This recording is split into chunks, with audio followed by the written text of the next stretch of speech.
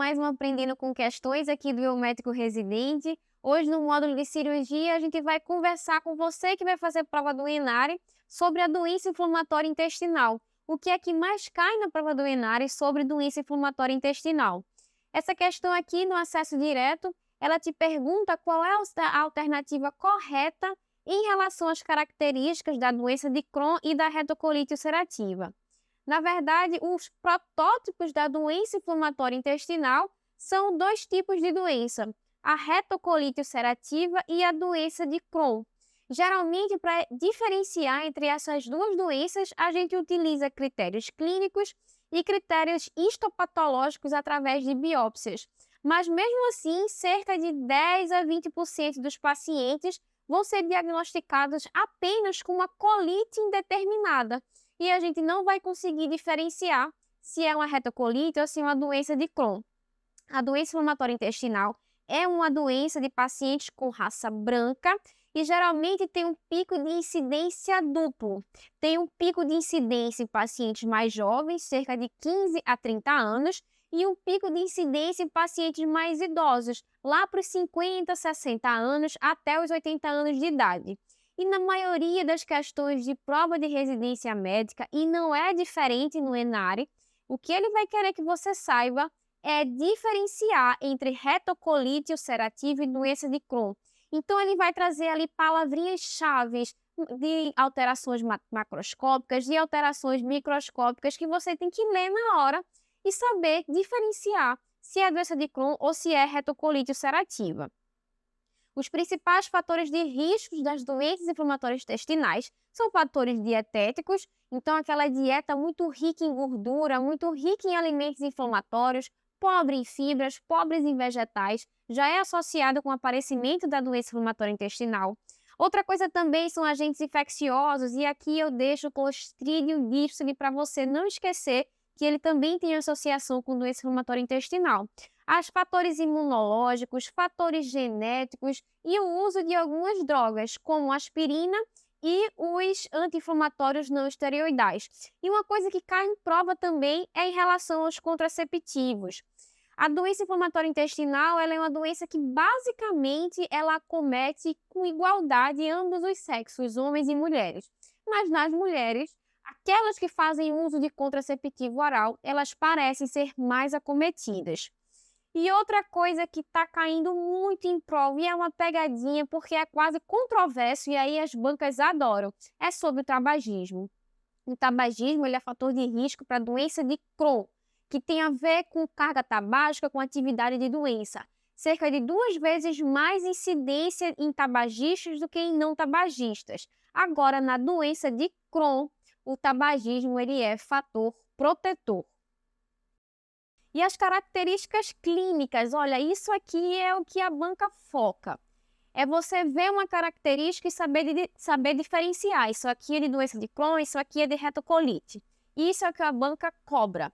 Então, vamos falar de retocolite ulcerativa primeiro. A primeira coisa que a retocolite é uma doença mais superficial.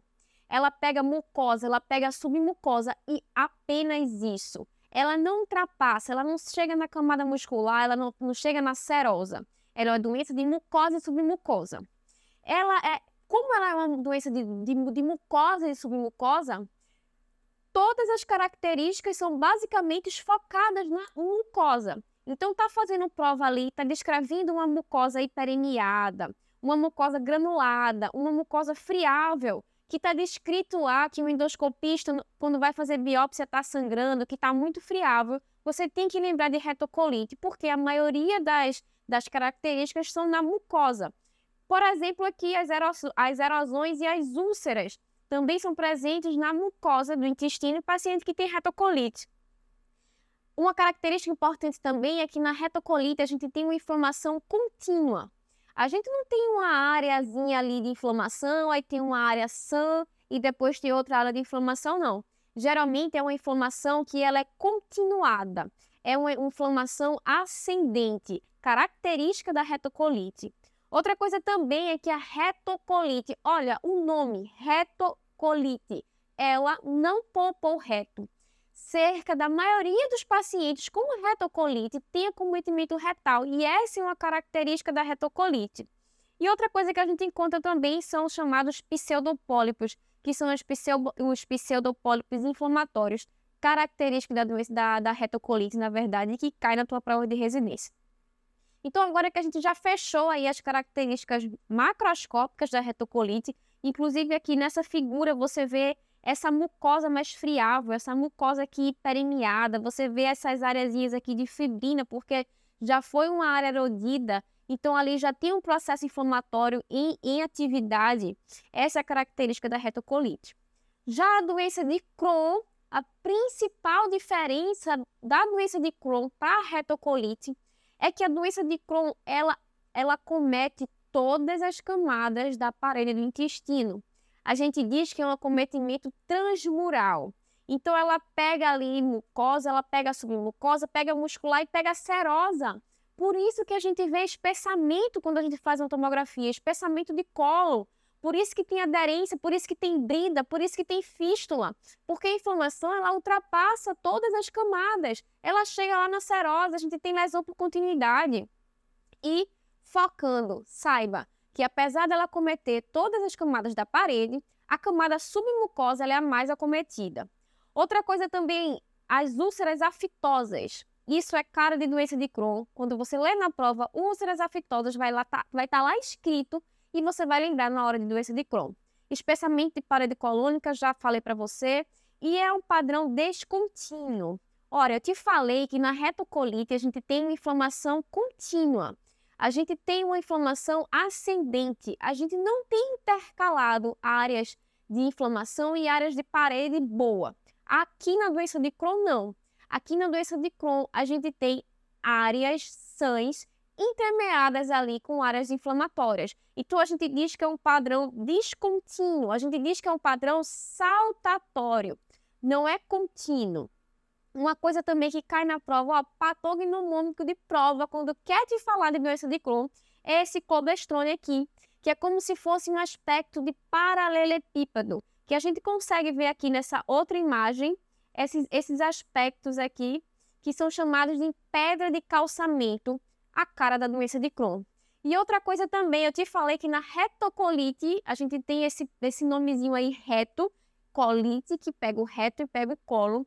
E a doença de Crohn, geralmente, ela polpa o reto. Adora sigmoide, adora ilho terminal, adora canal anal, mas reto geralmente é polpado nos pacientes que têm doença de Crohn. Seguindo aqui agora as características patognomônicas, por assim dizer, microscópicas. Na retocolite a gente tem abscesso. As criptas da mucosa, lembra que eu te falei, retocolite é doença de mucosa. Então as criptas daquela mucosa, elas inflamam. A gente tem a criptite e se formam abscessos. E quando se faz a biópsia, a gente vê essas inflamações nas criptas. E a doença de Crohn, batida em prova também, faz biópsia, leva para o microscópio e a gente tem o granuloma não caseoso. Então, você leu assim, granuloma não caseoso, característica de doença de Crohn. Em relação às manifestações clínicas em si, elas são doenças inflamatórias intestinais, elas estão inflamando ali a tua mucosa, a tua submucosa, ela está inflamando o teu intestino, tem colite, tem espessamento de parede e isso se traduz clinicamente com diarreia, e diarreia com muco e diarreia com sangue. Essa é a característica das doenças inflamatórias intestinais. E geralmente a gente consegue diferenciar um pouquinho entre os sintomas entre a doença de Crohn e a retocolite. Na verdade, a retocolite, lembra que eu te falei que ela pega ali mais o reto. Então você tem tenesmo, você tem urgência evacuatória, porque o teu reto ali, a tua ampola retal, ela está muito inflamada. Por isso que a gente tem essas características, tenesmo, urgência, incontinência, cara de retocolite, alterações no reto. Já a doença de Crohn não. A doença de Crohn, ela polpa o reto, mas ela é a famosa doença da boca ao ânus. Eu posso ter alteração em todo o meu trato gastrointestinal com doença de Crohn. Ela é uma doença mais sistêmica. Então, eu posso ter úlceras afitosas, eu posso ter características macroscópicas da doença de Crohn, desde a boca até o ânus.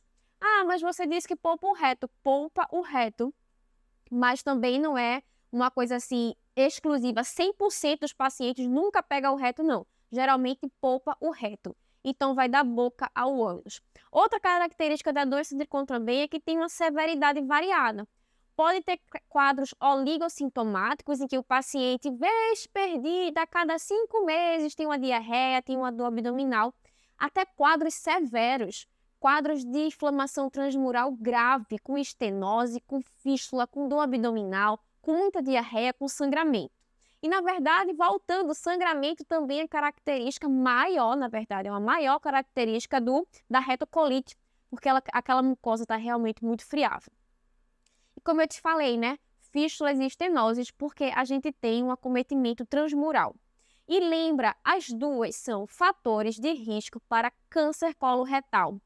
Então, existe já estabelecido na literatura que uma doença inflamatória intestinal não controlada durante anos, ela pode desenvolver o câncer coloretal. E por isso a gente precisa acompanhar, precisa fazer exames endoscópicos periódicos para identificar esse câncer logo no começo e melhorar o prognóstico e a sobrevida do paciente.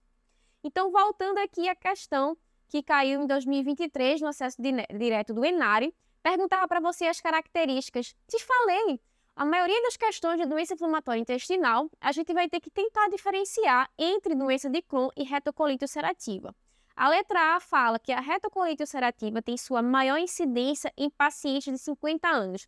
Você já sabe, geralmente é um pico de incidência em pacientes mais jovens e outro pico de incidência em pacientes mais velhos. Não são em pacientes acima de 50 anos. Letra A, a retocolite é uma doença que geralmente acomete mucosa, submucosa e muscular. Não, você já viu que a retocolite ela pega somente mucosa e submucosa. Letra C, a retocolite ulcerativa pode estar associada a manifestações extraintestinais, como colangite, e geralmente é agravada pelo tabagismo. Olha, quando eu te falei sobre isso, eu foquei aqui para você. Eu te falei que isso ia cair na tua prova. A retocolite, ela não tem como fator de risco tabagismo, na verdade, parece ser um fator protetor. Veja que essa informação bestinha já te faz, de cara, excluir essa letra C. Letra D. Tanto a retocolite ulcerativa como a doença de Crohn são mais comuns em mulheres que usam contraceptivos orais em comparação com aquelas que não usam. Sim, as doenças inflamatórias intestinais, elas geralmente acometem igualmente ambos os sexos, mas nas mulheres que fazem uso de anticoncepcional, a gente já viu que tem uma incidência maior. Perfeito a letra D. E letra E, o tabagismo tem um efeito protetor na doença de Crohn. De novo, batendo na história do tabagismo. Tabagismo é fator de risco para a doença de Crohn. Vamos para a próxima questão. A próxima questão fala que, na verdade, gabarito letra D. A próxima questão também caiu em 2023 no R3 de Clínica Médica e te pergunta quais são os achados endoscópicos típicos da colite ulcerativa. A letra A diz que é uma mucosa friável, uma mucosa eritematosa em aspecto de pedra de calçamento clobestrome. Ora, colite ulcerativa não combina com clobestrome, você sabe que é doença de Crohn. Então, é uma palavrinha assim chave. Pedra em calçamento, clobestrome, você tem que lembrar que é de doença de Crohn. Letra A já está fora porque ele te pergunta de colite ulcerativa. Letra B, pseudopólipos e lesões descontinuadas, áreas saudáveis intercaladas com locais doentes. Não. Quem tem esse padrão saltatório é a doença de Crohn. A retocolite é uma doença contínua, um acometimento ascendente contínuo. Letra C, alterações na mucosa. Sim, a gente sabe que retocolite adora ter alteração em mucosa.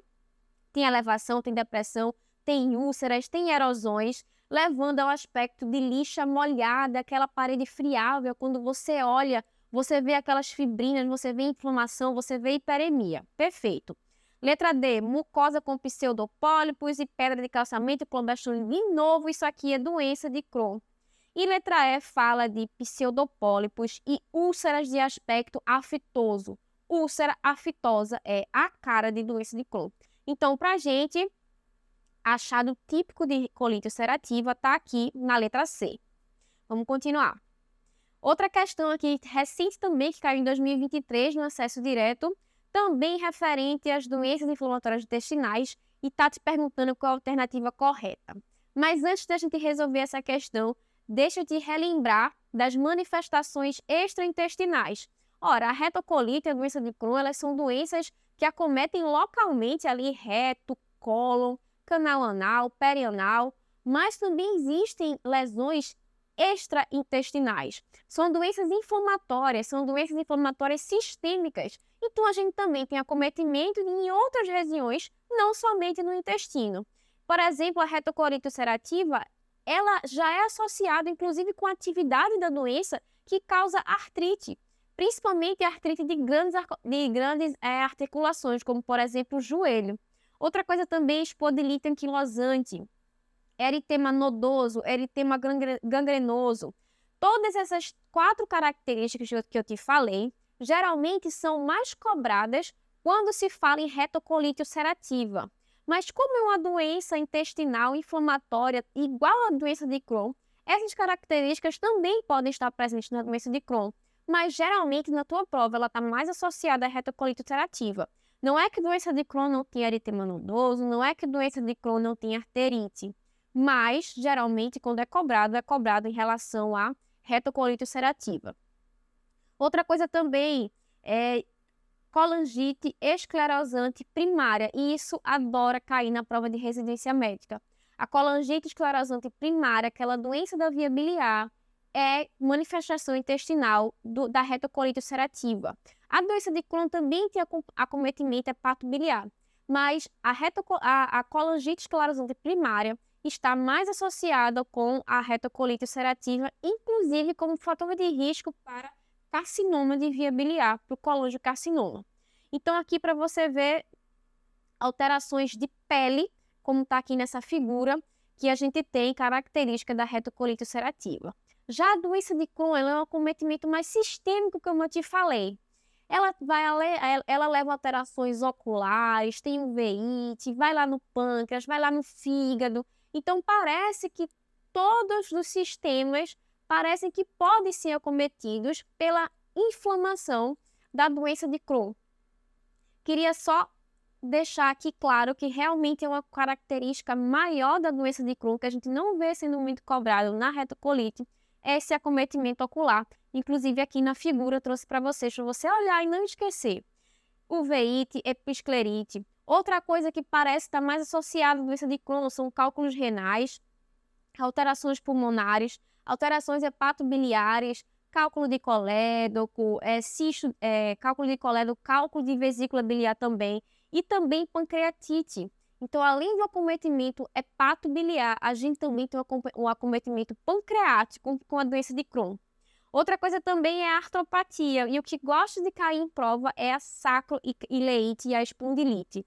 Então, perceba que são características basicamente comuns nas duas doenças inflamatórias intestinais. E algumas coisinhas ou outras, ou algumas nuances, é que a gente consegue diferenciar entre essas duas patologias. Em relação ao tratamento, você precisa entender que não existe uma cura em si. O que existe é você levar à remissão dos sintomas, deixar aquele paciente curado naquele momento e aumentar o período de acalmia e de exacerbação. Então, o que a gente quer é que esse paciente passe o máximo de tempo possível sem nenhuma crise. O máximo de tempo possível sem diarreia, sem sangue nas fezes, sem muco.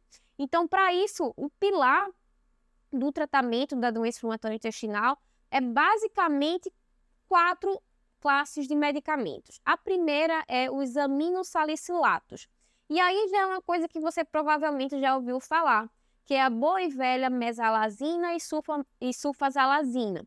Elas são usadas para induzir a remissão, ou seja, o paciente chegou no quadro agudo, geralmente quadros leves a moderados, e você usa o aminosalicilato para bloquear, para induzir a remissão.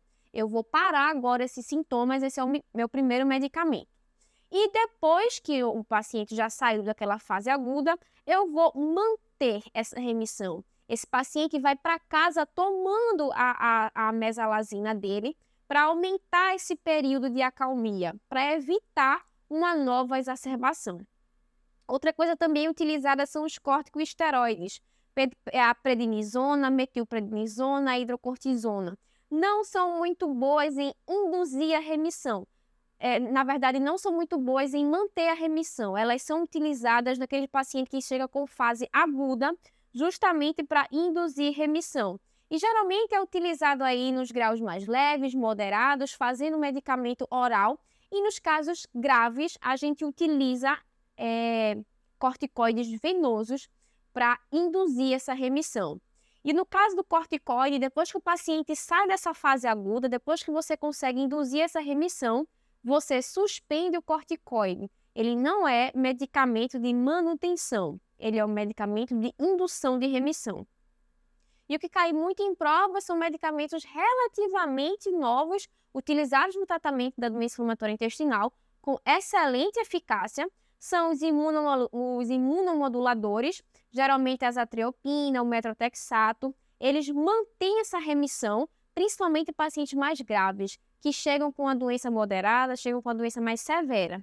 E também os biológicos, os anticorpos monoclonais, e que o protótipo é o infliximab. E também é utilizado em casos graves, principalmente em pacientes que foram refratários aos corticosteroides ou que tinham alguma contraindicação de realizar o tratamento com corticoide. Então, voltando aqui na nossa questão, pergunta referente às doenças inflamatórias intestinais, qual é a alternativa correta? Letra A diz, a retocolite ulcerativa caracteriza-se por acometimento de todas as porções do trato gastrointestinal. Não, quem é da boca ao ânus é a doença de Crohn. A letra A já está fora. Letra B, enquanto o tabagismo, parênteses, de novo tabagismo, eles gostam, Enari gosta de cobrar sobre tabagismo. Enquanto o tabagismo tem efeito protetor em relação à retocolite ulcerativa, perfeito, e está associado ao maior risco de desenvolvimento de doença de Crohn, perfeito, geralmente 2 vezes ou mais. Letra B, ótima, de novo aquele conceito do tabagismo. Letra C, a doença de Crohn pode acometer qualquer segmento do tubo digestivo. Porém, os locais mais frequentemente afetados são o jejum proximal e cólon distal. Não, ele gosta ali de ilho terminal, não são os locais mais acometidos. Letra D, o pioderma gangrenoso não possui associação com rectocolite e não com a doença de Crohn. Como eu te falei, pioderma gangrenoso, eritema nodoso, geralmente quando cai na prova, ele cai mais associado à retocolite. Mas existe também, sim, possibilidade de ter na doença de Crohn. Não é patognomônico e não é exclusivo da retocolite. Letra E. O tratamento da retocolite emprega de rotina, antidiarreico, antiespasmódicos, opioides, devendo ser iniciado precocemente. Não. A classe de medicamentos é aminosalicilatos, corticoides. A gente, na verdade, evita utilizar antidiarreicos nesses pacientes com doença ativa de doença inflamatória intestinal. Então, aqui pra gente, o melhor gabarito ficou a letra B.